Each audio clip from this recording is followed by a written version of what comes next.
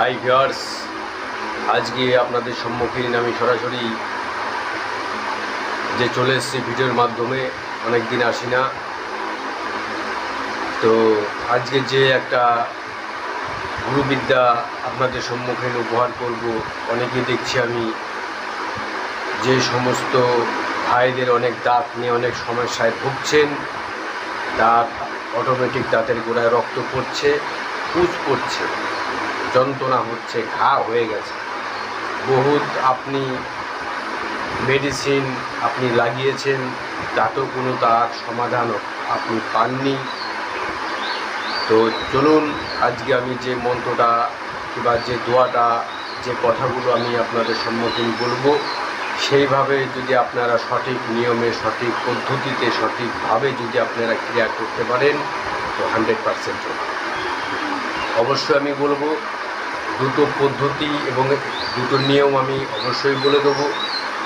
আর তার আগে আমার এই চ্যানেলে যারা নতুন দর্শক আছেন তাদেরকে অসংখ্য ধন্যবাদ। আর যারা ভাবছেন চ্যানেলটিকে সাবস্ক্রাইব করবো কি করবো না, তাদেরকে অসংখ্য ধন্যবাদ। তো চলুন, আপনি আমার কথাগুলো মানবেন, আমি যেভাবে বলে দেবো সেইভাবে আপনি করবেন, দেখবেন তার একটা রেজাল্ট আপনি অবশ্যই পাবেন।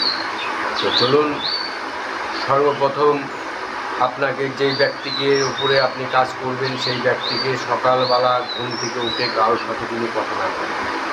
এক, তাকে অগ্রিম জানিয়ে রাখবেন একমাত্র যেই ব্যক্তি ক্রিয়া করবে তার সাথেই কথা বলবে, অতএব অন্য কারোর সাথে না। কমপ্লিট যখন আপনি সেই ব্যক্তির চিকিৎসা যখন আপনি করতে যাইবেন বা করতে যাবেন, তখন আপনাকে সংগ্রহ করতে হবে একটা তেলাকুচো গাছের একটা শিকড়, একটা পুষ্ট একটা তেলাকুচো গাছের একটা শিকড় আপনাকে সংগ্রহ করে রাখতে হবে, আর দুটো কিংবা চারটে গোলমরিচ। কমপ্লিট সংগ্রহ করা ভিডিওর মাধ্যমে আপনাকে আমি শিখিয়ে দিচ্ছি, শোনেন। আপনি এগুলো করবেন, আপনার সমস্যা ভালো হয়ে যাবে। জয় মা কালী। তো যে কথাগুলো বলছিলাম, আপনি ওই শিকড় আর দুটো গোলমরিচ দিয়ে আপনি পেষণ করে শিলনোড়ায় আপনি বাটবেন,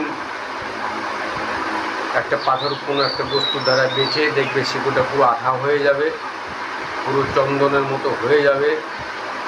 ওই ক্রিমটুকুনি নিয়ে আপনি সংগ্রহ করে একটা কলা পাতায় আপনি রাখবেন। আপনার কাজ হচ্ছে ওইটাই। তারপরে সেই ব্যক্তি সামনে আসবে, তার সাথে কথা বলবে। কথা বলার পর তখন ওই মন্ত্রটা বলবে, যে তাকে শিখিয়ে দেবে যে আমি যেভাবে বলবো সেভাবে তুমি সেভাবে বলবে।